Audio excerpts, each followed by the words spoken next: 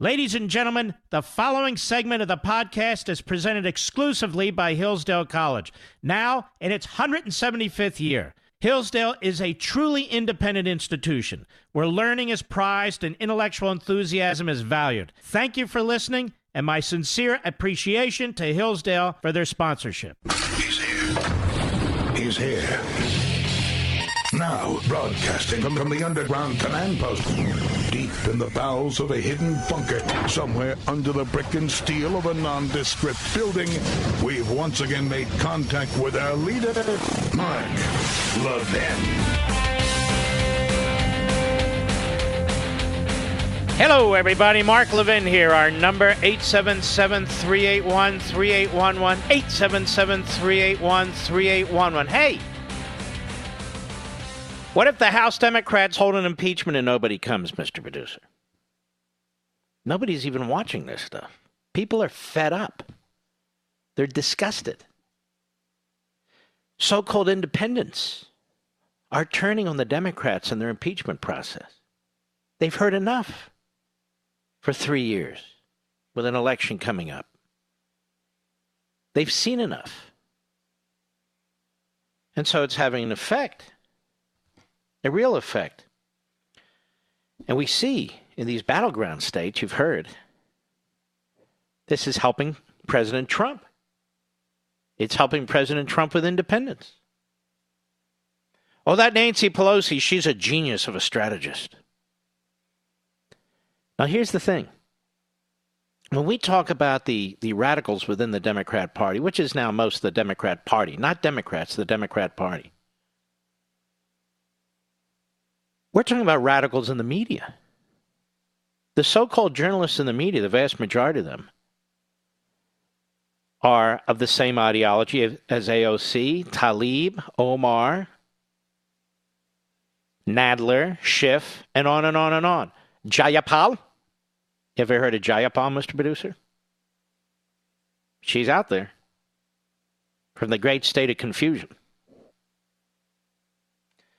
But before we get to that, you saw what happened in the United Kingdom, right? Boris Johnson won an electoral landslide against Jeremy Corbyn. Now, Jeremy Corbyn, of course, is a Marxist, terrorist-loving anti-Semite. That didn't help him. That didn't help him even in socialist Britain. Boris Johnson won a massive landslide. The biggest landslide since Margaret Thatcher. Now, is there really much difference between Jeremy Corbyn and, say, Elizabeth Warren? Jeremy Corbyn and Bernie Sanders? Jeremy Corbyn and Cory Booker? Jeremy Corbyn and fill in the blank? No. They keep talking about, by the way, Biden as a moderate. Biden has swung hard left. He's turned his back on his so-called moderate past. I've never thought he was a moderate. He's a buffoon. Now, we've talked about this somewhat, but perhaps it deserves more focus as we enter into the election year. So radical, so extreme, so socialist are the Democrats running for the nomination of their party. So way out there. You have to ask yourself, are they really going to carry what was formerly the Republican suburbs? Are they really going to carry the blue-collar vote, hard-working men and women who'd like to keep a little bit of what they earn, regardless of what Trump has to say? Big fat slob who works in Washington, D.C. behind a desk and milks his union members. Just saying, with all due respect. Really? I mean, who among the Democrats running for president is even rational? And again, what I'm saying is very important with respect to the media. You don't see a dime's worth of difference. A dime's worth of difference between most of the media in this country, that is, most of the so-called reporters, and the radical elements within the Democrat Party. And look how little attention they really pay to the positions of a Bernie Sanders or Buttigieg. Elizabeth Warren's taken a little bit of a hit, but not enough of a hit. They really don't want to delve into this stuff. Mark, didn't you hear that the House Judiciary Committee, when I voted 23-17, all Democrats for, all Republicans against, voted 2 articles of impeachment against the president? Well, of course I've heard about that. Of course I've heard about that. They're tyrants. It's tyranny. I know. And I'll circle back to that. But why should I leave with that? They were supposed to vote on this last night, but they wanted more attention because it got late. They wanted more attention because it got late, and so they did it this morning. I choose not to lead off with that. Now, this vote in the United Kingdom is fascinating to me. And Boris Johnson is not exactly the greatest candidate in the world, but he's not Corbyn. And he said he's committed to Brexit, the British exit of the European Union governance system and economic system. Now, of course, our media will downplay it. They'll just emphasize that Jeremy Corbyn was a reprobate. But what they won't tell you is that AOC, and Bernie Sanders were very close to Corbyn, and endorsed Corbyn. It's a defeat for her, too. It's a defeat for her, too, is it not? She endorsed him. Now, the Democrats have moved hard, radical left. They've been Corbynized, if you will. They want mass immigration and open borders. Do most Democrats in this country support that? No, they don't. They want massive redistribution of wealth. Well, there's a lot of Democrats who earn money, too, on assembly lines and classrooms. Hardworking blue-collar workers who build our homes and so forth, and cars. Do they really want massive redistribution of wealth from what they earn to somebody who hasn't earned it? Do they really want to pay for health care for illegal aliens? While Bernie Sanders is also talking about destroying their private health care system or their employer-based health care system or their negotiated health care system. The Democrats, I think, are going to destroy themselves. They're doing it in the House of Representatives. And I think they're doing it during these debates and soon-to-be primaries. Just as the media have destroyed themselves. The media have destroyed themselves. You will never look at the media the same way. You will never look at the Democrat Party the same way, given what they did in the House of Representatives. They have the scarlet letter of tyranny on their foreheads. They really do. Now, there's a host at MSLST by the name of Chris Hayes. He's a nut. He's a radical nut, which is why they hired him. It's all they hire. They're radical nuts. I believe he used to write for The Nation and so forth, and he used to fill in for Rachel Maddow. He says, one thing you can't say about the Corbyn campaign was that it was Tory light or too neoliberal or too establishment. He ran unabashedly from the left in a way many leftists want Democrats to run here in the U.S. But folks, this is what's a little perplexing. Isn't that what the media want? Since she won the Democrat primary in New York, have not the media been promoting AOC, and the Stooges, the Squad? Yes. Have they been promoting impeachment? Yes. And other conspiracy theories? Yes. Have they not been promoting Elizabeth Warren for the most part? Yes. During these so-called Democrat debates, haven't the moderators even edged the Democrats more to the left, like Rachel Maddow and the others? Yes. Yes. They've all been Corbynized. Adam Schiff. Is there a difference between Adam Schiff and Jeremy Corbyn? No. Is there a difference between Nadler and Jeremy Corbyn? No. They're as radical as they come. So this election should resonate in the United States. It should. The Democrats should learn from it, but they won't. The media should learn from it, but they won't. What's my take? At least right now, the public is sick and tired of the hard left, sick and tired of the media, and sick and tired of all their agendas and policies and so forth and so on. The timing is perfect. Now, don't get me wrong. The left is very snake-like, actually chameleon-like. The left will pretend it's something it's not in order to get power. That's what these 31, and I want to focus on them after the break, these 31 so-called moderates, Democrats in these Trump districts, that's what they are. They're chameleons. They lied to get elected, and they'll lie, they think, to get reelected. And I also believe the Democrats, the media, Nancy Pelosi, the whole gang, are playing a game with you. They're out there saying, we could lose 10, 20, 17 of the 31. They're not going to lose, I don't believe, anything close to that. Then they'll declare victory. I'll be right back. Mark Levin.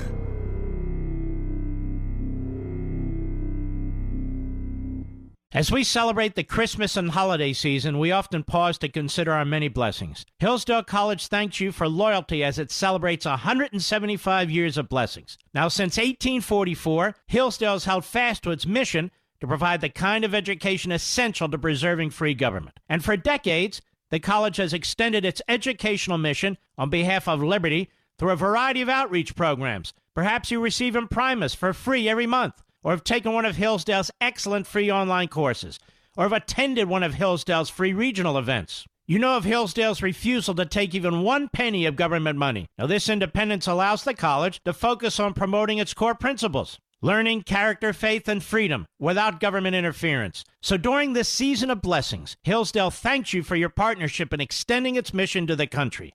Merry Christmas from Hillsdale College, and to learn more, visit levinforhillsdale.com. That's Levin for Hillsdale.com.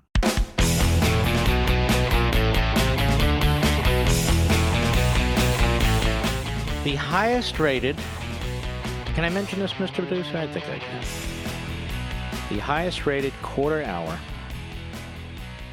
on all of Fox News channel yesterday, early morning into the night, was 9:30 to 9:45 p.m. I have inside information, When you and I were on Fox, when I appeared on Fox and you were watching Fox, it was a 3.9. 4,090,000 viewers. That's huge. That's you. And all the accolades and calls I got from the executives over there was unbelievable, Mr. Producer. I'm just kidding. I didn't get any. So I want to thank you. I thought it was very important what we had to discuss, given what's going on in this country. How much time do we have, Rich? Let's get started. Let's start with cut 1. Go. There's a lot of seriousness here, because when we really get to the heart of this is your wheelhouse. This is about the Constitution. Our framers and founders never imagined this. Well, let's take a look at this. First of all, let's look at the committee chairman and the speaker. You have Pelosi, Schiff, and Nadler. What do they have in common? A lot of things. They talk about the rule of law. They come from sanctuary cities that nullify federal law, and they support that. They obstruct ICE and law enforcement. They reject our immigration laws, and now they're talking about the rule of law. They don't believe in the rule of law. The Constitution's the law of the land, not any of these potentates that run these committees, and not Nancy Pelosi. It's the president's duty to uphold the Constitution, not a rogue House where the Democrats are in control. Literally every president who crosses the House of Representatives in the future, under the standardless procedures they have in place with abuse of power and obstruction of Congress, is subject to potential impeachment if they don't bow to the will of the majority in the House of Representatives. First of all, obstruction of Congress, they say, right? Has the Senate done anything yet? So how is it obstruction of Congress? It's obstruction of a rogue faction of radical Democrats in the House of Representatives. Once they won the majority, they immediately ran for impeachment. The President of the United States has no obligation to them. Abuse of power they talk about. When the President of the United States, like every past president, even since George Washington, has fought to protect the office of the presidency against a Congress that is out of control, that demands his innermost information from his innermost witnesses, individuals who report to him. And he goes to court, and they say that's obstruction. Let me tell you something. Every past president who would be subject to impeachment under the current articles being debated in the House of Representatives, John Adams would be impeached. He shut down newspapers, he imprisoned reporters. Abraham Lincoln would be impeached. He shut down 300 newspapers, he imprisoned reporters. Thomas Jefferson would be impeached. The Louisiana Purchase without budget approval from the Congress. Woodrow Wilson would be impeached. He segregated the civil service, and he put political opponents and reporters in prison. He would be impeached. The great FDR would be impeached. Internment of Japanese Americans, Italian Americans, German Americans, took their property, took their homes, used the Internal Revenue Service against the Philadelphia Inquirer owner, against the Gannett owner, used the IRS against his political opponents like Huey Long. FDR would be impeached 25 times. John Kennedy would be impeached. Used the IRS and the FBI against his political opponents, leaked information against them. Lyndon Johnson would be impeached. Used the IRS, the FBI, and the CIA to tap into his political opponents and into civil rights leaders, and by the way, became a multimillionaire while he was a senator. We'd have a lot of impeachment going on under these bogus rules that this rogue House Democrat leadership has put in place. Now later, I point out, I guess we'll have to do this after the bottom, right, Mr. Producer, I think. Later, I point out one of the things I mentioned here, and that is the Democrat Party. The Democrat Party's past is pretty ugly, with some gaps of good activity, if no question. But how does it get past the fact it was the party of slavery and the party of segregation and the party of Jim Crow? It can't. It can't. And now look, it's the party of what? Disenfranchisement of almost 63 million voters. The party of a silent coup.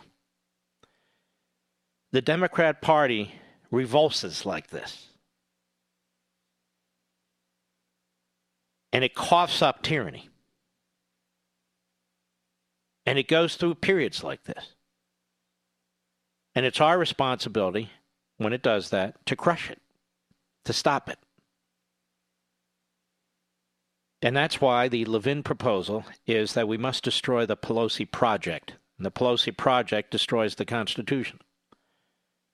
And by that, what I mean is the next Democrat president, if there's a Republican House, must impeach that Democrat president. I already hear some quizzlings in the House, the rhinos never go away, saying we'll never conduct ourselves this way. Well, that means there will always be two constitutions. One constitution for Republicans and conservatives, and a phony constitution for Democrats, through which they can do whatever they want.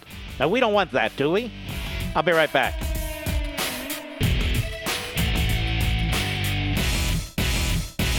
You hear me talk about Hillsdale College a lot, about its rigorous classical liberal arts curriculum, about its exceptionally bright and patriotic students. 175 years ago, Hillsdale College was founded with a mission defined by 4 enduring purposes: learning, character, faith, and freedom. While many institutions have lost their way, Hillsdale College maintains an unwavering commitment to learning, character, faith, and freedom. I've also talked about the great Dr. Larry Arnn, the president of Hillsdale College. He's one of the finest Americans I've ever known. And he explains that these 4 purposes, learning, character, faith, and freedom, remain inseparable in the activity of education at Hillsdale College. He says, learning is difficult and takes more than talent. It takes hard work, which requires character. Freedom is essential for learning, but it is fragile and constantly under threat, so its principles must be studied by all for the sake of its defense. At Hillsdale, faith and learning are integrated toward God because He is the first authority. Folks, if you've ever wondered why I love Hillsdale College, now you know. Visit hillsdale.edu. That's hillsdale.edu for more information. Hillsdale College, pursuing truth and defending liberty since 1844. Remember, that's hillsdale.edu, hillsdale.edu.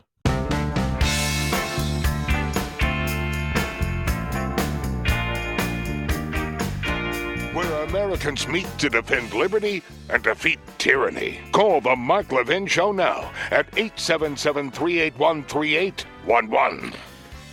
Let's continue. Why were people watching Fox when I was on the Hannity Show?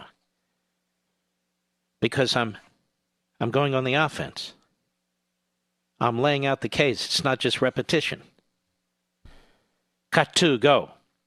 Let's look at the history of the Democrat Party. It's an ugly history with some gaps of goodness.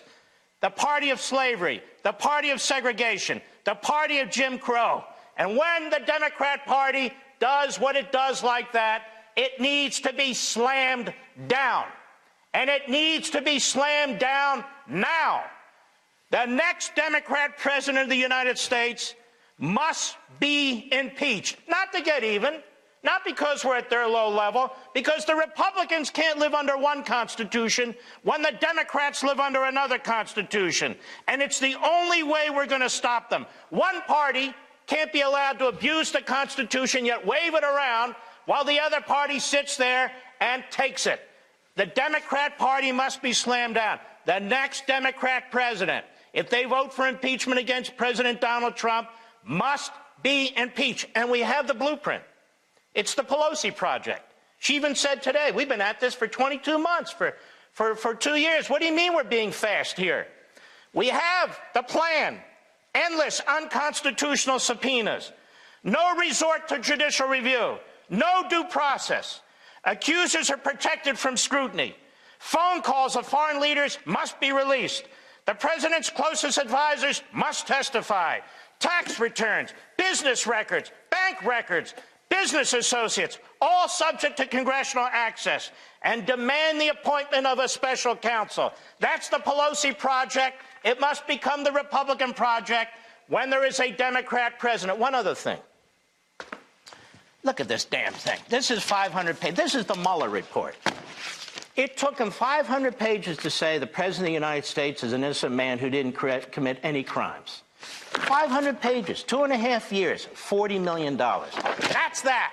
Now we have another one that's 500 pages long. Look at this. Look at this. What is this? This is an Inspector General report that says what? That says the Obama administration, you listening, Mr. Holder? The Obama administration spied on the Trump campaign, tampered with evidence, repeatedly lied to a federal court, the FISA court, to get bogus warrants, 4 times renewed, used a dossier paid for by the Clinton campaign and the DNC that they knew was bogus, and that they used all of this, lies and crimes, to get this, a special counsel report that says your President of the United States is an innocent man. Donald Trump is upholding the Constitution. Donald Trump is the victim. It is the members of the House of Representatives, the Democrats. They're the ones who need to be impeached. Well, what an abrupt stop. But I was honing in on what we've discussed over the last several days this week. And I think this is very important. We're already seeing pushback, as I say. We have Republicans already said, we're not like the Democrats. We would never do this to a Democrat president. I don't know where they think they're getting points from. I don't know how they think they're going to stop the Democrats. Stop them in the Senate. That's not the point. You have to stop the next Democrat House from going after a Republican president. Do they have the strength to do this? I think a lot of them don't. But this is why we need to push this agenda. This is why we need to fight. Eddie Glaude or Glaude Jr. is on MSLSD. I don't know who this guy is. But he must be important because he's on MSLSD. And only important people are on MSLSD. And he says, when the Dems voting to impeach. This is the death rattle of the Republican Party. Does it seem that way to you, folks? Cut 5, go. I was sitting here thinking about looking at that image, right, of the representatives voting for both articles. And I was just thinking, this is the death rattle of the Republican Party. Right? And I'm just, this is the death rattle. You know what? You're an idiot. This is the death rattle of the Republican Party. Spoken like a true leftist Democrat. Oh, this is the death rattle of the Republican Party. Look at they're standing up here. Go ahead. Figure out, I was like, what will be the funeral dirge? And it makes sense that Giuliani would show up. I'm wondering who else will show up today, because this is the beginning, right? Not the beginning. This is the moment that I think I'm hearing the last breath. Wow. Maybe you've wax in your ear. Maybe that's what you're hearing. Or maybe your brains are rattling around. You never know. Who else is up? Who else has been so brilliant over the last several years? Legal analyst Jeffrey Toobin. Legal analyst Jeffrey Toobin. He's been right on. Oh, he's been wrong all the time.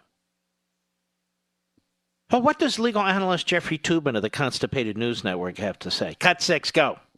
Well, I just want to, try to make the point that, there are not two versions of the facts. There are only facts. Right.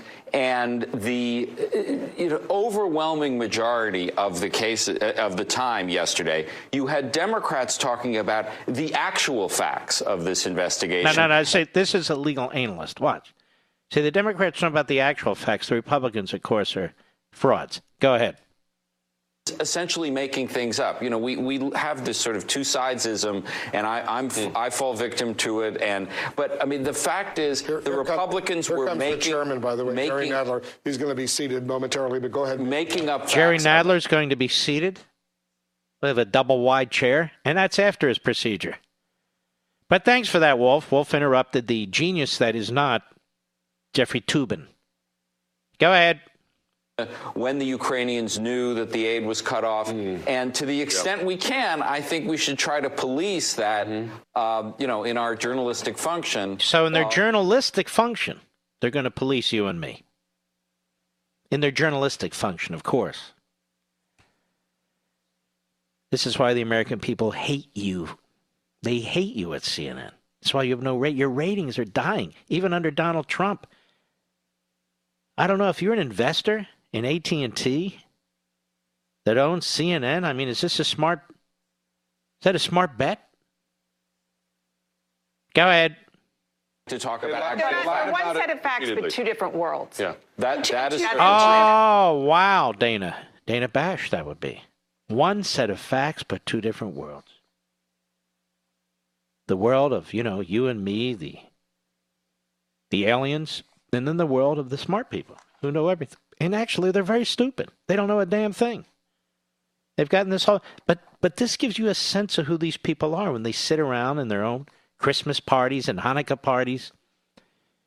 Or they sit around, having an expensive 5-course meal, or maybe they're throwing down a few glasses of champagne. Maybe a little toot of a marijuana. Can you say, is that right? Am I using the right language, Mr. Producer? Of a marijuana puff or whatever they're doing? A toke. That's what I meant, a toke. Sorry. What do I know? Hey, this stuff is medicinal now. Really? Oh, yes. You can smoke it and eat it and rub it on your body. Oh, yes. Anyway, so this is how they talk. This is what they think. They're snobs. They're arrogant. They're narcissists. And they're idiots on top of everything else. Go ahead.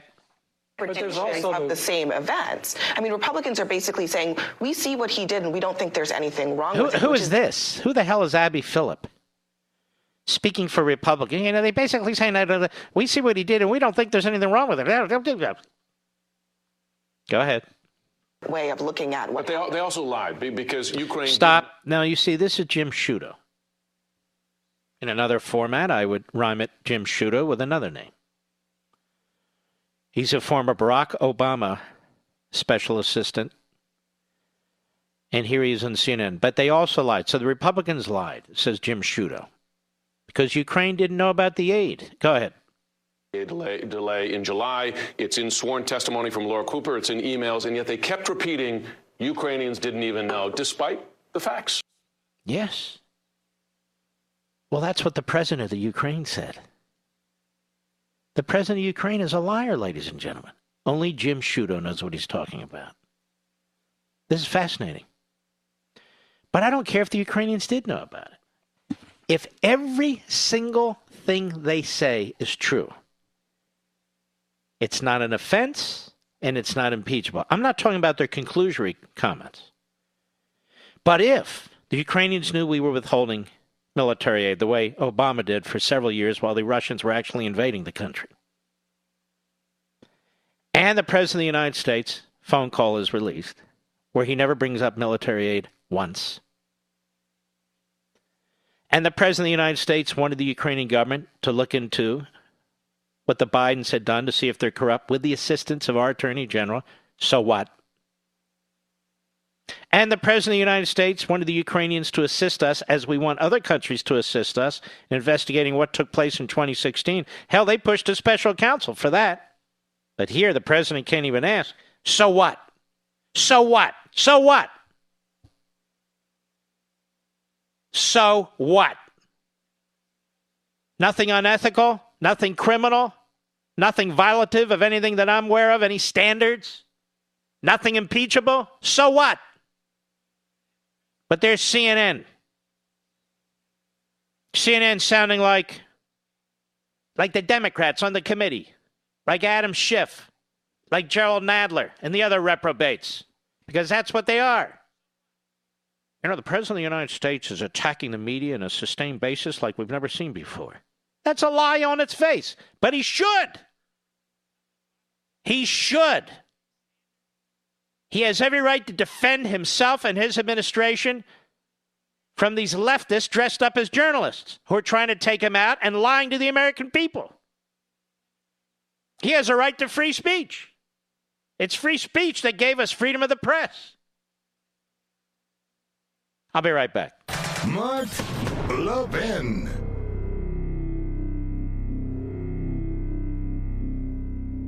As we celebrate the Christmas and holiday season, we often pause to consider our many blessings. Hillsdale College thanks you for loyalty as it celebrates 175 years of blessings. Now, since 1844, Hillsdale has held fast to its mission to provide the kind of education essential to preserving free government. And for decades, the college has extended its educational mission on behalf of liberty through a variety of outreach programs. Perhaps you receive Imprimus for free every month, or have taken one of Hillsdale's excellent free online courses, or have attended one of Hillsdale's free regional events. You know of Hillsdale's refusal to take even 1 penny of government money. Now, this independence allows the college to focus on promoting its core principles: learning, character, faith, and freedom without government interference. So during this season of blessings, Hillsdale thanks you for your partnership in extending its mission to the country.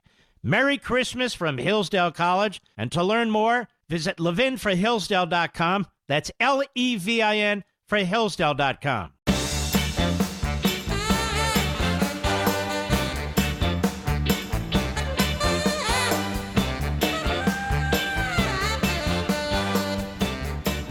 You know, think about it, folks. The Democrats have controlled the entire process in the House of Representatives. The Democrats have controlled the media, because they are Democrats, throughout this entire presidency. And where are they? They're nowhere. They talk about the polls. Is there overwhelming support for the Democrats out there? No. Is there overwhelming support for the credibility of the media out there? No, quite the contrary. Are they gaining ground in the battleground states? No, they're losing ground in the battleground states. Are they gaining ground with the independents? No, they're losing ground with the independents. Is the economy on its back? No, the economy is soaring.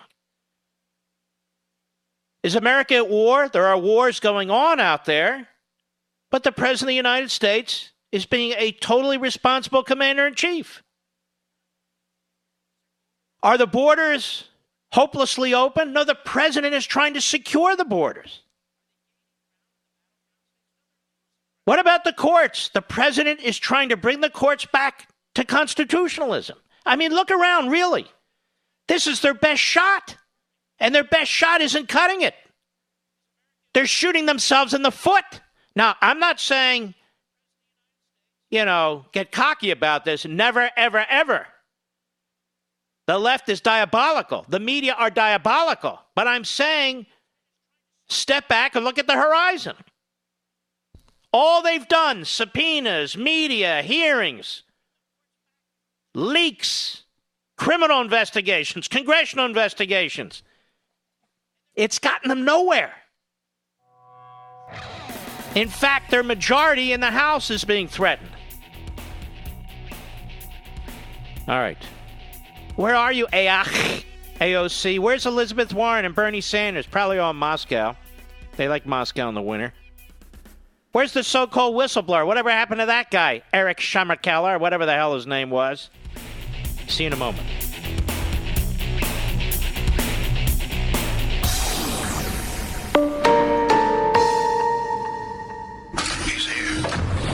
He's here.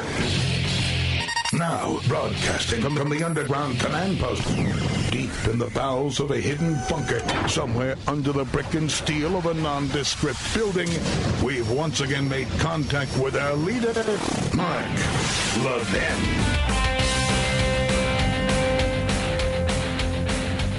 Hello, everybody. Mark Levin here. Our number 877-381-3811. 877-381-3811. I don't watch these nighttime comedy shows anymore.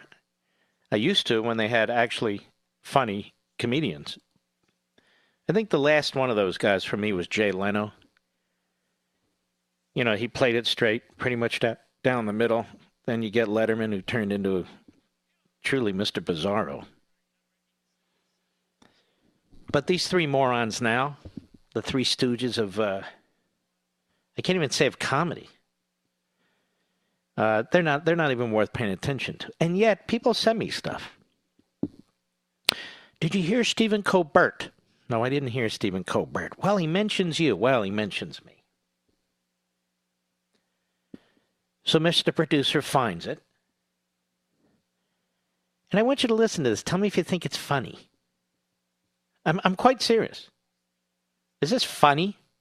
And it goes on for like a minute and a half, doesn't it, Mr. Producer? It's weird. Well, let's see what you think. Go ahead. Trump is doing whatever he can not to think about impeachment. Last night, he threw a White House Hanukkah party. Oh, he must have been so excited. Let me get this straight. Every night, you're religiously obligated to eat fried potatoes. And you have to wear tiny hats that cover your bald spots? Well, then smear me with cream cheese. I'm in. One guest of honor at the event was Fox News personality and cat looking you dead in the eyes as it bats that microphone right off the table, Mark Levin. Here's how Trump introduced Levin. Now, let's stop right there. Is that funny? Cat knocking microphone off the... I don't even know what he's talking about, Mr. Producer. But anyway, let's continue. We have a man that I have, by the way, great respect. Mark Levin. Where's Mark Levin? What a show. Where's Mark? Where is Mark? Now, here's the thing. I'm way in the back. It's a lot of people there, several hundred people. And I didn't even hear it. People said, Mark, the president's coming. So I need to get through the crowd. And it's a very enthusiastic, pro-Trump crowd at the party. And I have to walk my way through. Now, this is supposed to be funny, right? What's so funny about it? Go ahead. Here, will you please? Mark, come on up. Come on up here. Mark, the great Mark Levin. What a show. Come on, Mark, wherever you may be. Where are you? I saw him. Is that Mark? Come on, Mark. Get your way up. Make a path. Mark, I don't know how. Come on up, Mark. He's so big. Right, Mark? Come on over. Wait, you say you saw Mark Levin in the crowd? But, sir, that's not possible. Mark Levin has been dead for 30 years. He never escaped that steamboat when it sunk off the island of Fuke. Mr. Producer, you know what that means? Do you have any idea what that means? Is that some TV show at the island of Fuke, some book? Or is that you have to be like a Colbert follower to know what he's talking about? Richie V, do you know what he's talking about? I'm just curious, does anyone know what he's talking about? I'm sure somebody does. And people find that funny? Look, I like a good joke, and I've got plenty of humility. People make fun of me all the time. My buddies make fun of me. They'll do my voice. They'll do my... whatever it is, that's fine. But I'm trying to figure out why this is funny. It's very weird. Did you hear what Colbert said? No, and nobody else did either. Who watches this crap? Seriously. It's not like the good old days. Do you watch this stuff, folks? I think the culture is so rotten. Thanks to the media, much of the broadcast industry, that this is where we are now. There's a congressman by the name of Ted Douche. Ted Douche, no, not related to Donnie Douche of MSLSD and the Scarborough Mika Brzezinski show, that douche. No. We've got here Ted Douche. He's a congressman from South Florida. And he makes an admission. You know, the Democrats cut off their impeachment vote last night. Why? Because they wanted their media friends to cover it. And I do mean media friends. Because it's all about trying to push the narrative. And as I said before the break, step back and look at this. Look at the big picture. The Democrats are going backwards with this stuff. They're going backwards with independence, backwards in the battleground states. They have almost nothing to show for their majority status in the House of Representatives. Ted Douche is a liberal Democrat in Florida. Cut 7, go. We went into the day thinking we were going to vote yesterday also, but my Republican colleagues offered amendment after amendment, and it was clear that this was going to go well into the night. And this is the most consequential vote that most members of Congress will ever cast. The American people deserve to see it. It ought to take place in the light of day. I see. So that the vote ought to take place in the light of day. What about all those secret hearings in the Intelligence Committee? No light of day there. The dark of night. What about witnesses that we wanted to hear from? No light of day there. Nope. Dark of night. What about the whistleblower? No light of day there. Dark of night. What about Shipnap? No light of day. Dark of night there. But we're going to vote. And we want the whole world to see us. Go ahead. And what we heard over and over is that there should be no rush. Well, this is the most important thing we're going to do in the committee. Of course, we shouldn't rush it. I see. So the most important thing they're going to do in the committee is eviscerate the impeachment clause and the Constitution itself. There he is, Teddy Douche of Florida. Then we move to Maryland. Jamie Raskin. May I ask you a question, Mr. Producer? When you're a full-grown, mature adult male, do you call yourself Jamie? Jamie? Jamie! What? You forgot your bologna sandwich, Jamie. Oh. The bus is driving away. Jamie, the short bus. Jamie's on the short. He didn't get his bologna sandwich. This guy's a radical nut out of Maryland, just like Ted Douche is. So Jamie Raskin, CNN today, cut 8. Well, before that, we get to Wolf Blitzer, who asks him a question. Cut 8, go. Because they argue that Bill Clinton committed a crime by lying under oath during his testimony before a federal grand jury, and they say that was the crime that was committed. But hey, Wolf, you're breathless. You sound like you have half of one lung left. And you sound like you're choking on latkes. Now, Bill Clinton was accused of 11 felonies, not one. By the independent counsel Ken Starr in a report he was compelled by federal law to present to the Congress for potential impeachment. That was the law. It's not the law today. That was the law then. 11 felonies. The Mueller report doesn't have a single felony. Not one. Go ahead. There was no actual crime committed by this president? Well, no, there was perhaps multiple crimes committed by this Jamie, says perhaps there was and perhaps there were multiple crimes committed by this president. Now, we had a special counsel. He didn't say that. We had the Southern District in New York. They didn't say that. But Jamie Raskin of Maryland, he says it, so it must be true. Go ahead. Bill Clinton had not been prosecuted or indicted for perjury. They just pled the elements of perjury. No, that's not exactly what happened, you idiot. He actually had to resign from the Arkansas bar. He was held in contempt by a federal court. Actually, his bar license was withdrawn by the Arkansas Supreme Court, and he resigned from the U.S. Supreme Court bar. He also willingly paid a substantial fine to the court. And I love it when I hear these news analysts go on about, well, really, the Bill Clinton impeachment was about sex. I heard one of these guys say that a couple days ago, and he believes he's a news reporter. It was just about sex. Really? He was held in contempt by a federal judge, the chief judge of the Arkansas District Courts. And she wrote a rather lengthy opinion explaining why he was held in contempt. But it was just about sex. No, he was held in contempt because the judge was present at the deposition and he lied. You don't get to lie at depositions. Well, it's just about divorce. Well, it's just about larceny. Well, it's just about sex. So in other words, this so-called newsman sounded like Lanny Davis. Lanny Davis. Jamie Raskin, go ahead. Article of impeachment.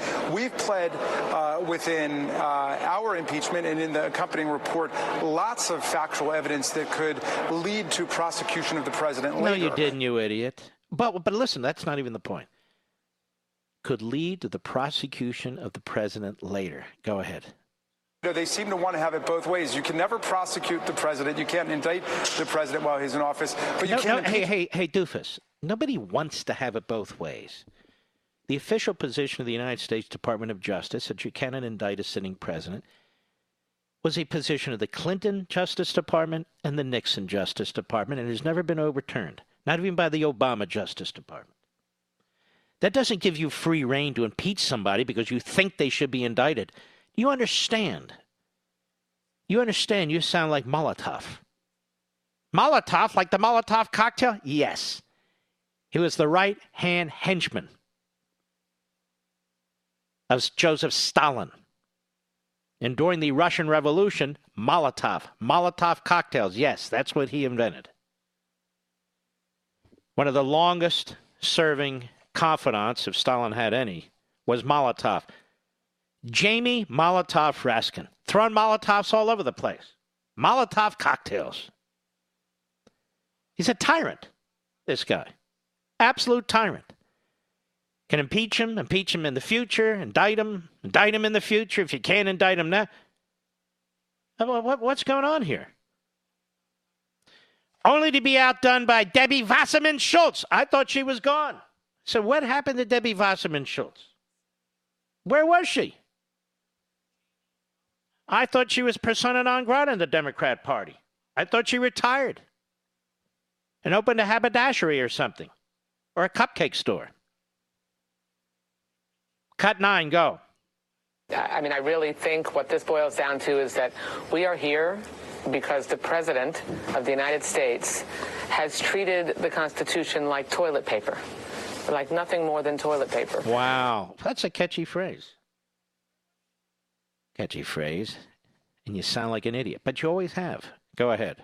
He has engaged in an unprecedented abuse of power. Now, ladies and gentlemen, we've talked about other presidents and how this is a pathetic lie. Tell me, Debbie Wasserman Schultz, do you think John Kennedy should have been impeached? LBJ? FDR? How about Obama with the IRS and sicking the FBI on media outlets?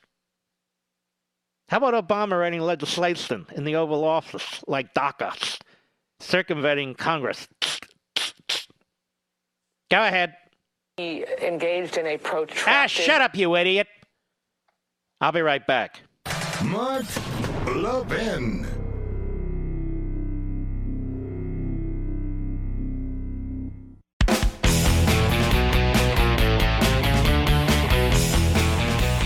Look at these three clowns, would you? Jerry Nadler. Adam Schiff. Teddy Douche. Jamie Raskin. These four putrid little buffoons telling us what the Constitution stands for when these radical leftist progressives don't even believe in the Constitution or the men who wrote it and ratified it. Jimmy, Brooklyn, New York, the great WABC, go. These Democrats, they don't know the difference between the Constitution and the constipation. There you go. Must have been hilarious when you saw them trying to describe it, huh? Yes, anyway, exactly. Decades ago when I first started calling, a couple of things I kept hitting on ever since. One was Antonio Gramsci strategies. Another big one was the tax-exempt KGB front group, Institute for Policy Studies.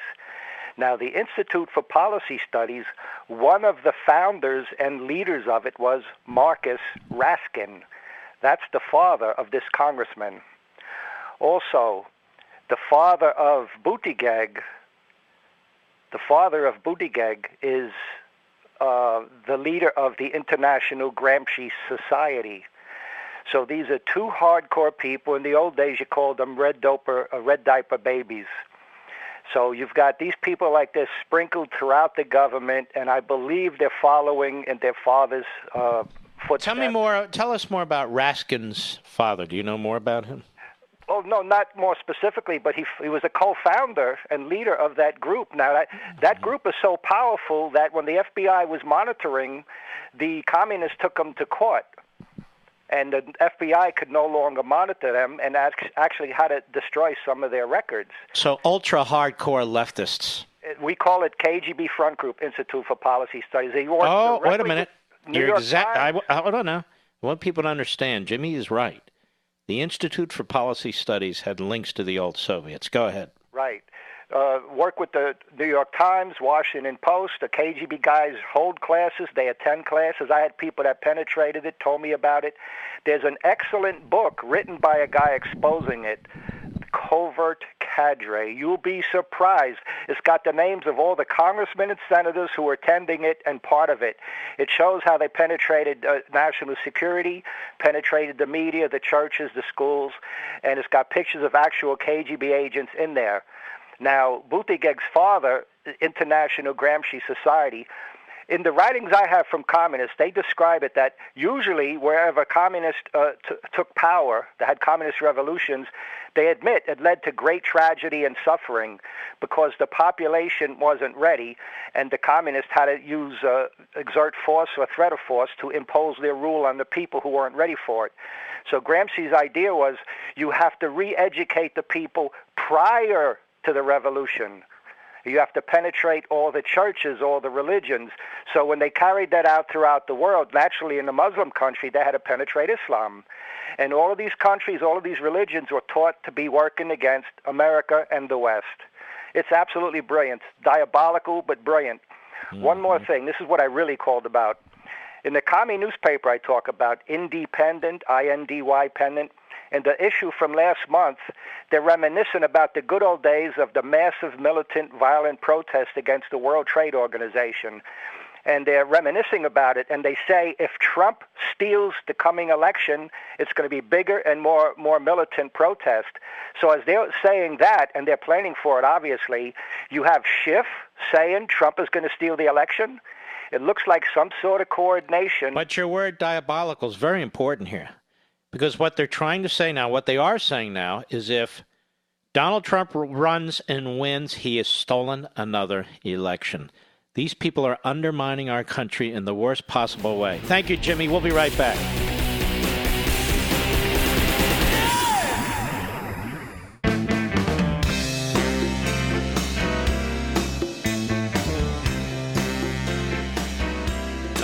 Levin Show, where we create the talking points. Call in now, 877-381-3811. You know, stories like these I'm about to tell you about are further evidence of how optimum tax relief solves tough IRS problems. Eric fell 5 years behind with the IRS. Then, boom, They froze his bank account. They demanded money he didn't have. He called Optima tax relief. So Optima took control, got his bank account released, and set him up with a plan that was hundreds of dollars a month less than the IRS initially sought. Problem solved. That's how Optima has solved over $1 billion in tax debt for hardworking Americans just like you. Optima steps between you and the IRS to help stop aggressive collection actions, protect your assets, and get your life back. Call for your free consultation. Ask if you qualify for the Fresh Start initiative, because if you do, you could save thousands and get out from under your IRS nightmare. 800-499-6300. 800-499-6300. 800-499-6300. You know, I talk to you like your friends and family. I really do. So I discuss things that many hosts probably wouldn't even bother discussing. The good, the bad, and the ugly. It's just very weird. It's very weird to see colleagues and so forth, whether on websites, whether on cable TV, whether on radio. Now talk about the press, that the press is under scrutiny, that the press really needs to be checked, that it's the Democrat Party press, that they're one and the same thing. Information that is in unfreedom of the press, that's been in unfreedom of the press since May of 2019. Those of you who purchased it, those of you who've read it, those of you who went to the library to get it, you know exactly what I'm talking about. So when I hear people talk about this stuff as if they're making a revelation, it's really quite shocking to me. And then they come up with their best book list for 2019. And somehow it's missing. You, conservatives, you Americans, independents, maybe even some liberals, you've bought 500,000 copies of this book, whether in the ebook, audio form, or in the hardcover form. It is the #1 political book of 2019. It's the #1 so-called conservative book of 2019. And yet you have conservative sites and conservative lists that are no better than the New York Times list. Except even there, they can't deny the fact that the book was #1 for a month. So if these people are going to write about and talk about the press scrutiny, what motivates the press, the Democrat Party press, they haven't done any scholarship. They haven't done any research. They haven't taken any time out of their weekends or their nights to write a damn thing. They're parrots. They're repeating what I wrote. That's fine. But it's bizarre to me. Ask Mr. Producer. When I have an article, I tell you where it's from. If I have a thought that's independent, well, obviously it's from me. If I have a thought because I think somebody else made a great point, I tell you who they are. What is the problem? It's called integrity. It's called honesty. Now, if you want to know all about the press, the patriot press that helped found this country and helped push the revolution, the party press that followed it shortly thereafter, I move then to the so-called progressive press, and then a few other stages I'll skip. I get to the current press, on freedom of the press. There's an enormous amount of important information in this book. Particularly now, with the phony Russia collusion. Particularly now, when they lie about the Ukraine interference in our election and claim that it never happened. Particularly now, with this phony impeachment. Particularly now, with this presidential election. And I would just say to those, friendly advice. This is really not to you folks, it's to them. If you want to make it in the media, if you want to make it, tell the truth. Have some class. I mean this with all seriousness. Plagiarism is plagiarism, whether it's done by Joe Biden, whether it's done by a kid copying off of somebody else's test. In the business I'm in, you're never called on it unless I do it. And if you really want to know about unfreedom of the press, then use it. That's why I wrote it. That's why I wrote it. And I would say to this, some of the news reporters who are not, who claim to be defending journalism in the media, you could do well to read it too. Because you're very ignorant about your so-called profession. When you say that this president, and many of them do, is the greatest threat to journalism in modern times or ever, you're a clown. You have no idea what you're talking about. None. And you sat silently while Obama was doing what he was doing to the press. But it's even worse than that. It's worse than that. This president, when it comes to the press and his treatment of the press, I mean whether he's actually locked up reporters and shut down, he's been a choir boy. I know that's hard to believe given all the propaganda of the press. And our press acts like they're patriotic men and women defending freedom of the press. No, they're not. They're not in any kind of danger whatsoever. They're supported by multi-billion-dollar international conglomerates. They don't have any problem whatsoever. They have no threat of being thrown into prison or being harmed, like real reporters do overseas. And we know what's going on. Once you read this book, we know exactly what's going on. You're now an ideologically driven mechanism, operation. That's what you are. Just confess. Just be honest. And if you're embarrassed by it, then stop doing it. But they won't. Sarah, Dallas, Texas, XM Satellite. How are you? Thank you so much for taking my call, Mr. Levin. You are my hero. Thank you for fighting for the American people. We love you and appreciate you. You're very kind. Thank you. First, I have to say I'm a little embarrassed. I put it on my Christmas list. I will get your book, Freedom of the Press, but Unfreedom of the Press. But we'll send you a copy. But anyway, I'm not here trying to sell it. I'm here saying if people in the media, in radio, are going to use it, then don't act like you just discovered an idea 6 months after the fact. In fact, I would like people in the media, in radio, other platforms, to use the book to go to the next step. Do some research, do some scholarship. This isn't the end-all and be-all. Take it to the next level, but they're incapable of it, apparently. Anyway, go ahead. Well, you're absolutely right. So my call tonight is because I actually work in the media, and it is nearly impossible to be a conservative and work in a media company. And I sit with executives every single week and listen to them. I was telling your producer that at one of the most recent meetings, one of the heads of the company said, "Oh, we need to flip this state blue," and it just made me sick. They have no ethics.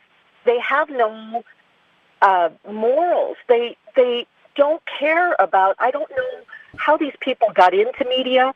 What was driving them? Is it just to see themselves on TV, or do they really care about anything? And I'll just tell you, I'm disgusted by it. There's got to be a reason why I'm working in the job I'm working in, and I don't want to discourage, patriotic Americans from working in the media. The more, the better. But what you're talking about is, in fact, a poison that flows throughout the media. And the whole first chapter of the book explains this. I think it's almost 40 pages. Maybe it's 45. It's the longest chapter in the book, I believe. I could be wrong about that. It's been a while. But there's a reason for this. And it's like faculty on most universities and colleges, faculty, particularly in the Ivy Leagues, where they only hire people who share their ideology. They only hire people who've gone to their same schools. They only hire people who they can be sure will be part of their groupthink. They're not looking for diversity of thinking, which is bad enough. That what they should be looking for is people who seek, imperfectly, admittedly, the objective truth. But you now learn in journalism school that is a failed idea, seeking objective truth, that you need to push the agenda. And the agenda is pretty much whatever the progressive agenda is. Yeah, it's totally true. And most people don't know this, but where they start, I mean, they get these kids fresh out of college. They're paying them $10 an hour, and they're on the TV. They're the ones telling you what to think. And they're just regurgitating. Well, I'll give you look at Chuck Todd, seriously. What real-world experience does this man have? Was he ever a serious reporter? Did he demonstrate the kind of judgment that you would want from a real reporter, that he's capable of putting aside his ideology and putting aside his emotions and trying, although again imperfectly, to pursue the facts, to pursue evidence? No.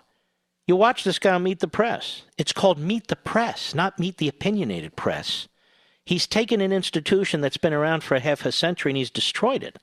And NBC is so proud of him that they've made this guy, who has no particular knowledge, no particular experience, quite the contrary. He's been involved up to his eyeballs in liberal Democrat politics his entire life, as is his wife. They take this guy and they make him their political director for the NBC network. I mean, this is how bad it is. It's sickening. All right, my friend, you hang in there. We'll be right back. Mark Levin.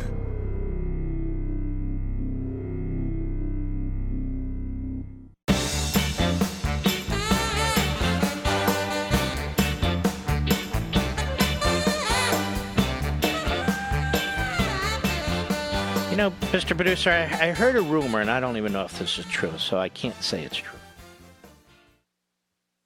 I heard a rumor that Steve Colbert is a amateur proctologist. Do you think that's possible?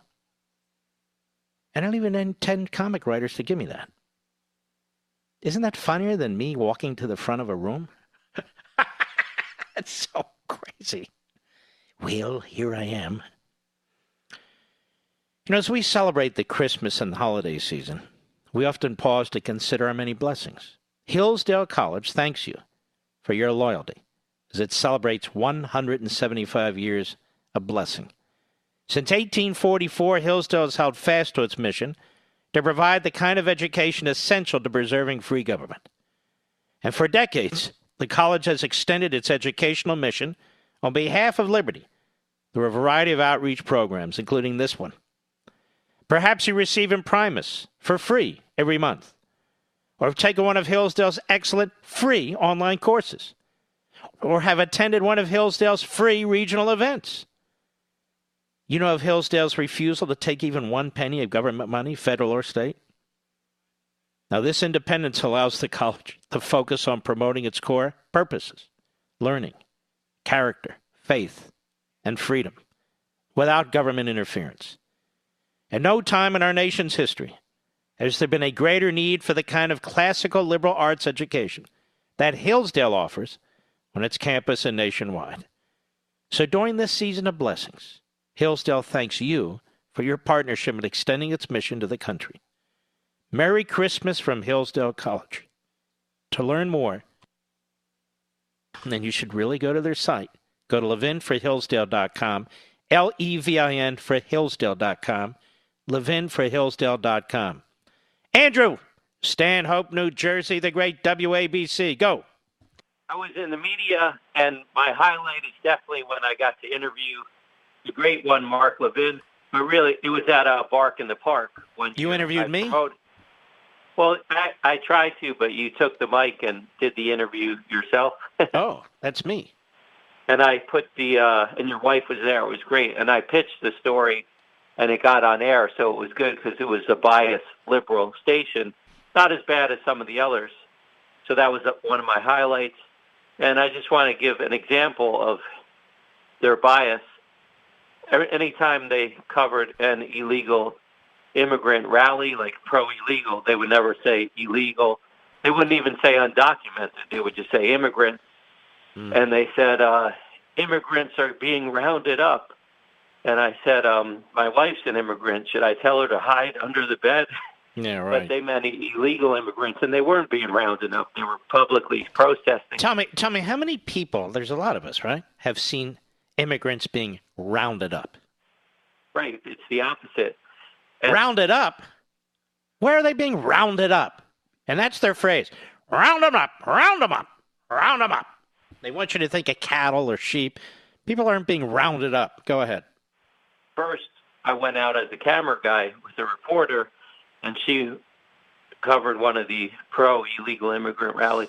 And I asked her after, I said, why didn't you ask them, isn't it unfair that you got to sneak over while other people had to wait that were economically just as poor as you? They had to pay the fees. Now, you know full well, if they thought it was unfair, they wouldn't do it. They know it's unfair. It's like stealing, jumping in the front of a line. It's more than unfair. It's illegal. And I became a video journalist, so they sent me out by myself, and I covered one, and it was a totally different situation. I asked the lady, I said, it's unfair. You usurped the line. My wife's an immigrant, and because they stereotype me that I would go along with them and kiss butt, and the guy was stunned that I was questioning him. He said to me, I wasn't ready for you. I said, why don't you raise money? You're pro-illegal immigrant. Well, my friend, I appreciate this. Unfortunately, we ran out of time. Maybe you can write something and post it on one of our social sites, seriously. And people who want to take a look at that will be able to do so. I'll be right back.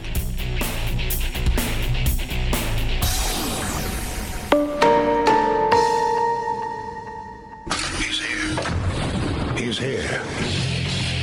Now, broadcasting from the underground command post, deep in the bowels of a hidden bunker, somewhere under the brick and steel of a nondescript building, we've once again made contact with our leader, Mark Levin.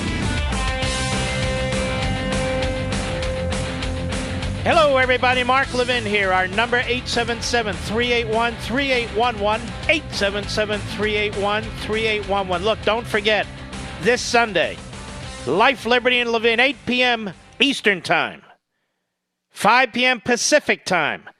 Special guest, second time in 2 years, Sean Hannity. You're not going to want to miss this. Obviously, we talk about the president and impeachment and the rest of it, but we talk about ourselves. You know, we're best friends. You won't want to miss it. It'll be a lot of fun on this Sunday to break up your monotony or your frustrations. We get into serious stuff, but we also have a lot of fun. So I was telling you about this Taylor Swift and this toxic male privilege. Well, some time ago, I guess it was 8 or 9 years ago, Mr. Producer, there was a song that was fantastic. And I thought the person who sang this song actually sounded like Taylor Swift. Didn't you, Mr. Producer, a little bit? Except she's definitely classier. That I can tell you. So I want you to listen very carefully to this. Then we'll move on. Don't worry. Mark! What about the Supreme Court? I'll get to it. We're in a festive mood here. The Democrats have thrown everything they can at the President of the United States, and they're going backwards. In the battleground states and the polls, they're going backwards. And we haven't even thrown a fist at them yet. Now we're going to move to the Senate. Anyway, listen to this song. Go ahead.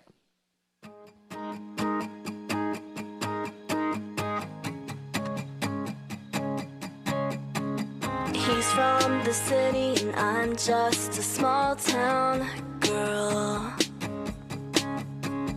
He goes out and I'm stuck in my own world. For the first time, my patience is wearing thin. But I don't know. Nice, right? I don't know how to get to him.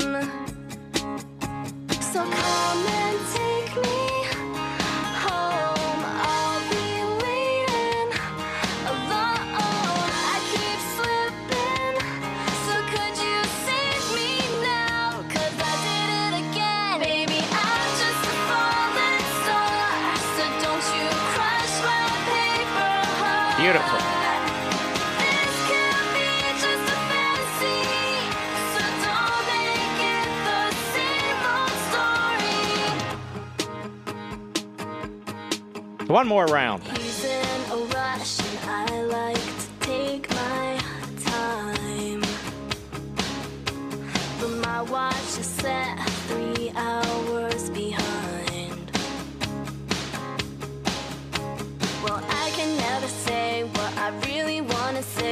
Somehow I'll get to you. Louder. Now open your eyes and I won't be invisible. So come and take me home. I'll be waiting alone. I keep slipping. So could you save me now? 'Cause I did it again. Baby, I'm just a falling star. So don't you crush my paper heart. This could be just a fantasy. You like it, Rich? Don't make it the same old story. I just wanna be in your room, and then you'd have me to hold on to. Do you think that you could save me now?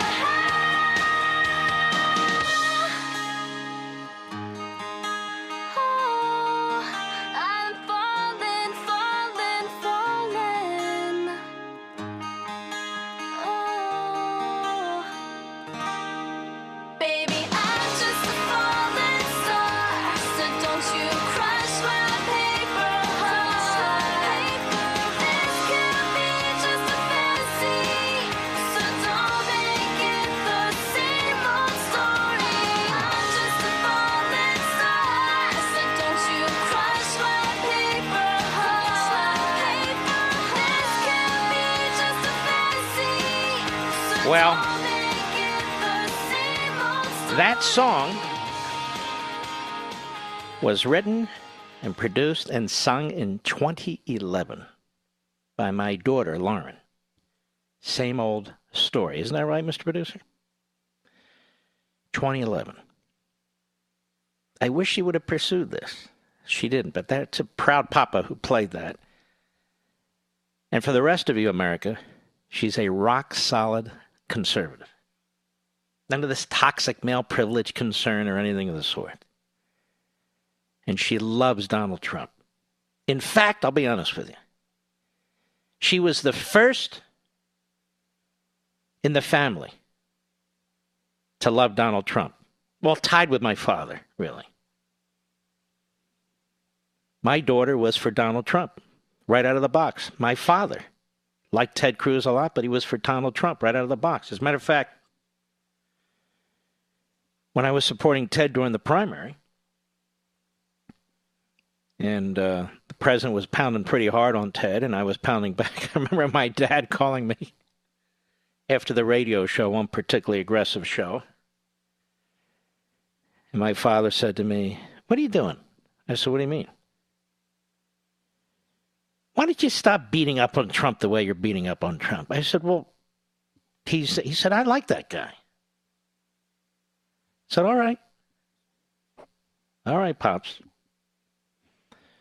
But my daughter was a big fan of Donald Trump's right from the get-go. Look how right she was. Anyway, that was her song. I thought I'd play that because it reminded me of this Taylor Swift and similar kind of voice. I'm not saying they are. I'm just saying, there are young, young pro-Trump conservatives, pro-Constitution, pro-capitalist conservatives who can sing, who can dance, who can tell jokes, or every bit as good as the left. But here's the thing. My daughter didn't really pursue this. But there are a lot of people who do seek to pursue these things. And they're stopped, either openly or surreptitiously, because they're not part of the left-wing mindset or social milieu. And so if you're going to be successful and you're conservative, you have to be twice as good as everybody else. You really do. If you're going to be a conservative and be a college professor, you really have to be good because all the odds are against you. Or you're going to work in Hollywood. You're definitely going to be in the minority. You really have to be really good. That's the truth. All right, Supreme Court, for those of you who are interested in this, and I am, they have stopped these various courts, including the Second Circuit, which have ordered the President of the United States to turn over his financial records to a House committee. There's also other pending litigation, as you can imagine, all aimed at attacking the President of the United States and his personal finances. But the court decided a few hours ago to put all that on hold, issued a stay, because it wants to hear the President's appeal. So I doubt the court will rule on that before June, when it normally issues its decisions. But I sure as hell hope the court doesn't screw things up. Because if the court rules for the Democrats, no president's going to be safe. And I would warn these Supreme Court justices, some of them in their cars in Washington, D.C., listening to this program, one day it'll be you. There is really nothing to stop a rogue majority in the House of Representatives or the Senate from targeting Supreme Court justices, appellate judges, district judges, and so forth with the same kind of requests. You might say, well, we're independent. We're lifetime appointment. If your position is that the Congress has a right to oversight, just remember, all the courts but the Supreme Court are created by judiciary acts. They're created by Congress, signed by the President, of course. So the same argument about oversight can be made. And we're now moving down this tyranny lane at a very aggressive pace. And if the courts think that they're going to be untouched by this, they're dead wrong. Already, the left, the media, the Democrats, one and the same, are trying to pressure the Chief Justice on how he's to conduct himself, or how he better not conduct himself. And by the way, the Democrats are already demanding that Senator McConnell recuse himself from the trial. Listen to the bald hubris of these buffoons, because he says he's going to work closely with White House and White House counsel. And the Democrats say, so he's going to fix the trial. So, see, ladies and gentlemen, they've taken the position that the House can do whatever it wants. They can abandon traditional practices when it comes to impeachment. It can abandon due process in the impeachment context. It can change the rules all over the place. It can change their own rules during the course of a hearing to prevent the minority from being heard. But when it comes to the Senate, now they want to control their behavior and their rules. What they want to do is create controversy. It's constant. So now McConnell they want to attack and destroy in this respect. Because, you see, he's not allowed or not supposed to be working closely with White House counsel. Why not? Why shouldn't he? We keep hearing this is a political process. Why shouldn't the Republican leader with the Republican majority work with the Republican president to deal with a rogue Democrat House and Schumer and the others who have no damn good intention, have already abandoned the Constitution? There's nothing unethical about it. It doesn't violate any rules. There's no issue whatsoever. None. Except they don't like it. And they know the morons in the media, who they have in their back pocket and vice versa, will fall for every damn bit of it. Let me say this to Mitch McConnell, and it's rare. And it's rare. If I understand what you plan to do, working with White House counsel, that you intend to keep this short, and as soon as you have 51 to get rid of each count, you're going to take the vote. If that's the best you can do, we support it. I prefer dismissal, but he's made the point, I don't have the votes to do that. Okay. We have people out there who sit on their backsides and say, I want a long trial. I want all these witnesses to come. I want this, that, and there. This is bizarre to me. We've already demonstrated that the whole thing is a fraud. I want the Democrats to defend their socialism and their destruction of the private health care system and their open borders. And I want them to lose badly. You see, ladies and gentlemen, everybody doesn't think like us. The public is sick of this. Sick of it. And the bigger issue for me is we should not give a constitutional imprimatur to this, a constitutional rubber stamp to this. This thing needs to be blasted day in and day out by United States senators. Because what the House is about to do is, in fact, unconstitutional. These former judges, former federal prosecutors, former this, former that, who say, no, it's not, the House can do whatever it is, they have no idea what they're talking about. Just as the House conduct itself in an unconstitutional way with respect to other provisions of the Constitution, it can do so here too. What they're accusing the president of is not high crimes and misdemeanors, treason, or bribery. Not in the least. I'll be right back.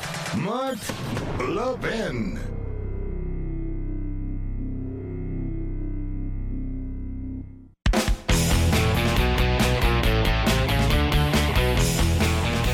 I'm starting to lose my voice, so if I start doing the show in sign language, I hope you'll understand.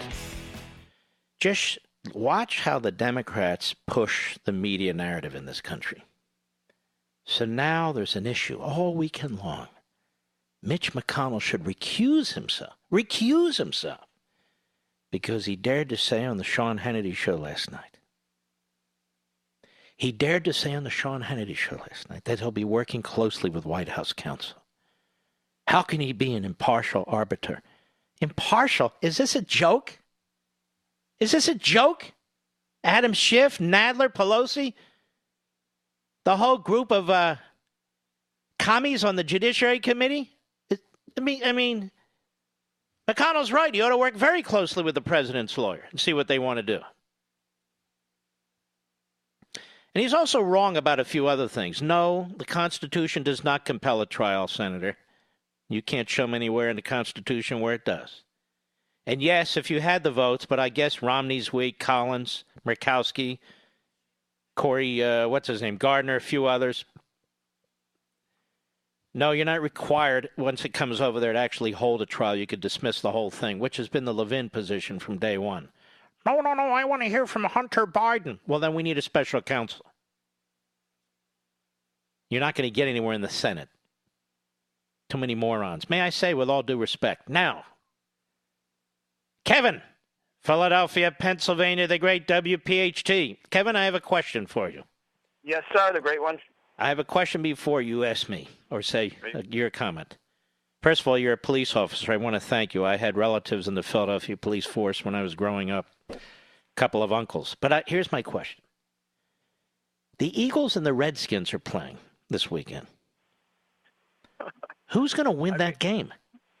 The Eagles are going to win it, but it's going to be it's getting sad. And let me just tell you, the Giants game was really sad. I actually took my kids to that game, and I thought they were never going to pull that one out. So you got to have some hope for the Eagles. Well, I know they've lost their two big receivers, and they're basically using special teams guys now. But still, I mean, they still have a good enough roster to do something, don't they? Yes, they do. They can still pull it out. I mean, Carson Wentz is really good. I know he doesn't have all his weapons, but I'm going to hold out hope as a Philly Eagles fan. I feel very bad for the Redskins. I live in Redskins country, and the owner and the president there, they're wonderful, wonderful people. They really are. Unlike your owner, that Laurie, that left-wing kook. May I say that, sir? But anyway. But listen to this, Mark. Yes. He's got it. Guess who's coming to his house tomorrow? President Donald J. Trump. Really? Better watch his back. Army-Navy game. Okay. Well, he's a left-wing so kook, Democrat. You do know that, though. Oh, absolutely. Laurie. It doesn't sound like Taylor Swift, that young lady. I'm going to turn my girls. That's my daughter. That was your daughter? That was my daughter, Lauren. Oh, my God, Mark. Oh, my God, you're so blessed. She's in 2011. Voice. Yes, she does. That is amazing. So, have you ever heard me sing, by the way? No. Hang in there. Have you ever heard me sing? No, I haven't. You don't want to. I give it a whirl. I love you. I love you so much. My mom's 79 years old. She listens all the time. Where does she live in Philadelphia?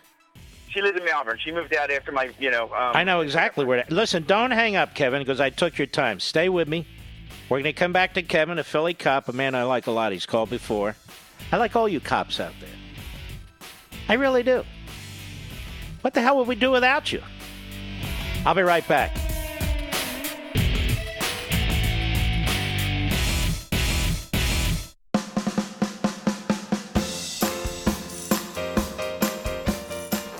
Mark Levin, radio's principled patriot. Call in now at 877-381-3811. Ladies and gentlemen, you are still there, aren't you? I hope so. AMAC, the Association of Mature American Citizens, is the fastest growing 50-plus organization in America. Now over 2 million conservative members strong, including me. I'm one of them. AMAC believes in and stands up for the values that we constitutional conservatives care about. More than talk, AMAC fights. A full-time presence in Washington. AMAC pushes back against reckless spending, disasters like Medicare for All, and the expanding reach of the federal government. The collective voice of AMAC is brought to local congressional districts by hundreds of AMAC delegates, and as a member, you can personally get involved by finding one of the many nationwide AMAC chapters. Now, beyond advocacy, listen, joining AMAC gives you access to a wealth of discounts and benefits, including car insurance, travel discounts, cell phone plans, and more. And if that's not enough, you'll get AMAC's bi-monthly magazine. It is beautiful. It's full of insightful articles on issues that'll matter to you and matter to most conservatives. I'm an AMAC member, and you really should be too. Join us today at amac.us. That's amac.us. Stop supporting liberal agendas with the other 50-plus organizations, AARP. Join AMAC, amac.us. Back to Kevin, Philadelphia, Pennsylvania. How are you, sir? Hey, good, Mark. Okay, that was great. Now, the other day you were on the TV with the president, and you called him the first Jewish president. That was outstanding. Yes. It was well, and by the way, I didn't even know there was a press there or TV there, but I feel like he is in many ways. Well, it's wonderful that, and I love the president to death, but he would not be able to do this without you guys. With you specifically, Hannity, Zioli in Philly, Bongino, getting the word out there to everyone, and then we can spread it to everyone else, all these people that don't pay attention. Now, I have to make a little confession. I didn't get on freedom of the press yet because I've been studying for the lieutenant's exam in Philadelphia. Wait a minute, you're going to be a lieutenant? Well, if I pass the test. I mean, that's a big damn spot. Yeah. Yes. But there was a book on the reading agenda, and it was called Lincoln on Leadership. Mm-hmm. And it was by a guy named Donald T. Phillips. And I was shocked reading that about how vilified Lincoln was by the press. It says it right in the book. Mm-hmm. I mean, it was almost like I was reading modern-day Trump. I couldn't believe it. Mm-hmm. Yeah, so it's like, yeah. Well, and if he got too angry with him, he'd actually throw them in prison, just so you know. Oh, my God. And so we have people today saying Trump is the greatest threat, persistent, consistent threat to the media we've ever seen. They believe the world began with them. They're so ignorant. Unbelievable. And I would have never, if Trump didn't become president, I would have never understood how deep it went. And I agree with it. He has exposed them fully. But you guys have too, and that's why I love you guys. You're all the best. I can't wait to see Hannity on your show. And they're going to do a movie about you guys one day. Oh, really? You guys are the reason. Yeah, because you're the ones that saved the country as well. Will I be Sean Connery? You can be whoever the hell you want. You're the great one. They want to be you. How about that? How about Charlton Heston and Moses? Can I be Charlton Heston? as long as he doesn't say, yeah, you can be whatever you want. I loved Charlton Heston. I met him. I didn't know him well, but when we would meet, he was very, very friendly. And unfortunately, he got, Alzheimer's and so forth. But he was a wonderful, wonderful man, a wonderful husband, just a real salt of the earth. Kevin, I'm going to send you a copy of Unfreedom of the Press, so don't hang up. And my best to your mother and the rest of your family and all our friends in the Philadelphia Police Department. And that stupid district attorney you have. Oh, my God. And let me tell you something. This Soros is planting these clowns all over the country. Now we got one in my county in Virginia. First thing she does I almost cursed. First thing she does is raises from $500 to $1,500 cases that shall take to court on theft. So if you steal something that's worth $1,200, she's not going to charge you. Sick. Absolutely sick. Let's continue, shall we? Chris, Westminster, Maryland, the great WCBM. They'd be greater if they give me my time slot back. How are you? I was just about to say that, Mark. I'm glad you said it before I did.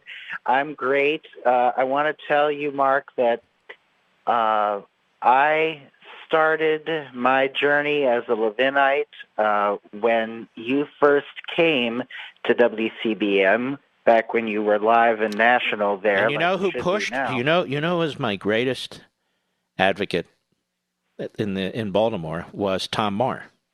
Yes, the great Tom Marr. Oh, he was great. Boy, do I miss Tom and his calls. Oh boy, yes. I miss it. I miss him too, and I love to listen to him on his show and when he filled in for you. Yes. I remember when I got Sirius XM, one of the first great things that I was excited about was Tom filling in for you and me being able for the first time to hear his voice in stereo quality. Mm. And yes. Now, you know who had a great voice? And Tom would have agreed with me at this. Bob Grant. The great yes, Bob Grant. He did. And I want to tell you, Mark, that... and let me just say this. Bob Grant, in many ways, was my mentor. I would listen to him. He and I became friendly in his later years. I admired him greatly. Bob Grant. Go right ahead. I'm sorry. Well, Mark, let me tell you that in a real way, you have been for me what you said the great Bob Grant has been for you, because I started listening to you about the same age. Well, thank you. So tell me about journalism school. Yeah, yeah, for better or for worse. You're a student and a journalism student? I am a student. I don't know what I was thinking, but I changed my major in the middle of my sophomore year from education to journalism. Mm-hmm. But I had the idea when I...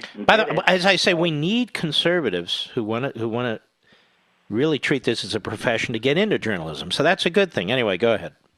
Yeah, well, and really, I was inspired in many ways by listening to my talk radio mentors and heroes like yourself. And I so what? Before we hit a hard break, tell me what it's like. Well, it's interesting. It seems it's interesting in that just as I'm starting to hear about ethics and these principles that journalists are supposed to have, I start to have a little hope, and then I look at my professor's Twitter account, and she's full of retweets about or from the New York Times and CNN, the very entities that have no ethics and have nothing of the kind that she's trying. Well, let me do it this way. Do they teach you in school that the New York Times covered up for most of the period of the Holocaust? No, they didn't, but I got to mention that to her after class, which was a interesting. And what did she say? Was it a revelation for her? It was. Mm-hmm. Did it change her view? Did it change her view? All she could say was that she would have to look into it. I think she was too shocked. While the three books that I mentioned, among other sources, are written by professors who did an enormously thorough job from 1986 forward. There's simply no dispute. So did she look into it or not? Of course not. I don't know how much research she did, but I would be impressed if she did. You'd be shocked. Don't get mad at me. I've got to go. Don't get mad at me. I've got to run. Got a lot of people lined up here. Nothing personal. Wayne, Glenside, Pennsylvania, the great WPHT. Is this the Glenside that's part of Cheltenham Township? No, this is the good side. Oh, Abington. Yeah, so you say. Oh, man, I love you, man. Thank you. They got this guy, Nadler, who has a, decades-old history of conflict with Trump running the committee. Yep. And now they want, what's his name, McConnell to recuse himself? Are you kidding me? It's nuts, isn't it? I mean, the hypocrisy. I'm sorry. Yeah. It's so bizarre. It's beyond. I mean, the arrogance. I mean, who the hell do they think they are? Right. Exactly. And I have a personal question. Yes. I see you have a pool table. Are you any good? Yes. I do play pool, but I mean, am I any good? I don't know. I mean, I'm not a great pool player, but I like to play it. Well, you come back to Philly sometime, back to Glenside. You got my number. Have one of you guys give me a call. I'll pay for the night of pool. Aren't you nice? Pool and a steak sandwich. Yeah, there you go. All right, brother. You take care of yourself. I miss Philadelphia. I miss where I grew up. I miss the food we had. I really do. I really do. Now, I'm not moving back. I'm where I want to be. But that said, there's something to be said for it. Am I leaving now, Mr. Producer? Is that what you're telling me? I'll be right back. Mark Levin.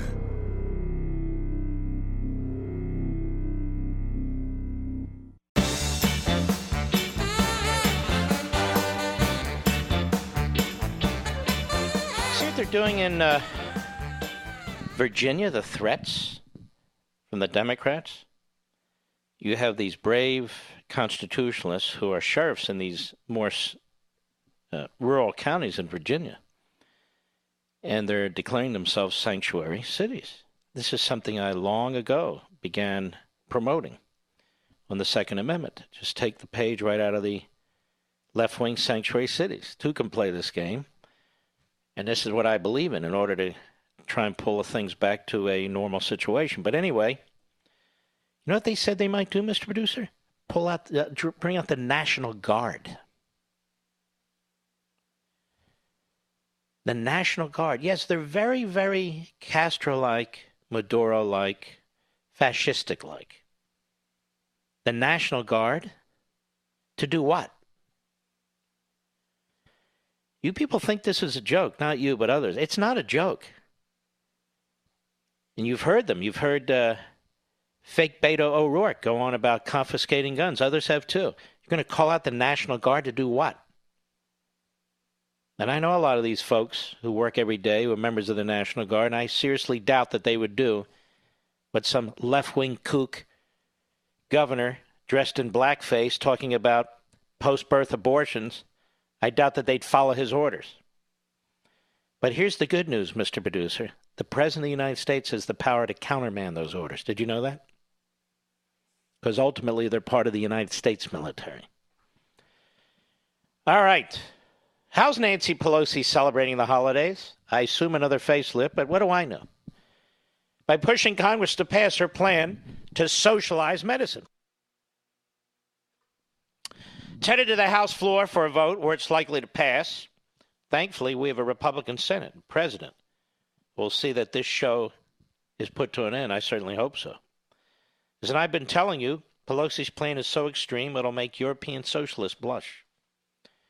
Her plan includes government price controls on drugs, punitive taxes, and government override of treatment decisions that should be made by patients and their doctors. You see, every treatment but abortion is made by the patient and their doctor. Otherwise, Nancy Pelosi wants the government involved. Get it? Of course not. It's irrational, but that's what they are. Now, this all means less access, rationing, lower quality care, and lower survival rates for diseases like cancer. Now, President Trump's Council of Economic Advisors says this bill could keep 100 life-saving drugs from patients. In fact, Pelosi's own Congressional Budget Office said her plan would result in a dramatic reduction in research and development into new breakthrough drugs. Now, these anti-innovation policies pushed by Democrats will destroy jobs and hit the financial markets hard to boot. Republicans better get to work exposing the Pelosi plan for how extreme it is, before it's too late. Get the facts.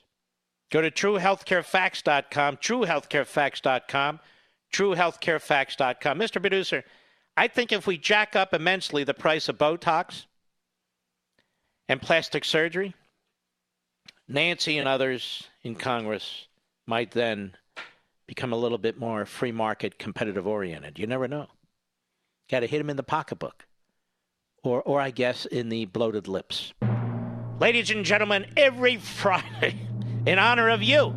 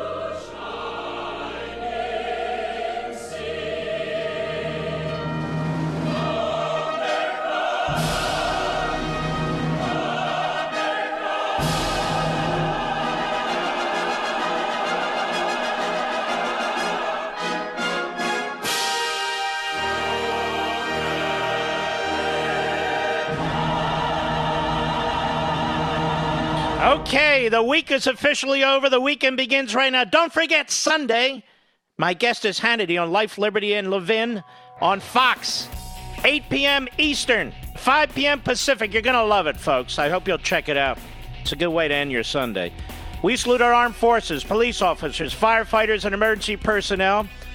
Good night, Spritey. Good night, Griffey. Good night, Pepsi. Good night, Smokey. Good night, Zelda. Good night, Gigi. Good night, Dad.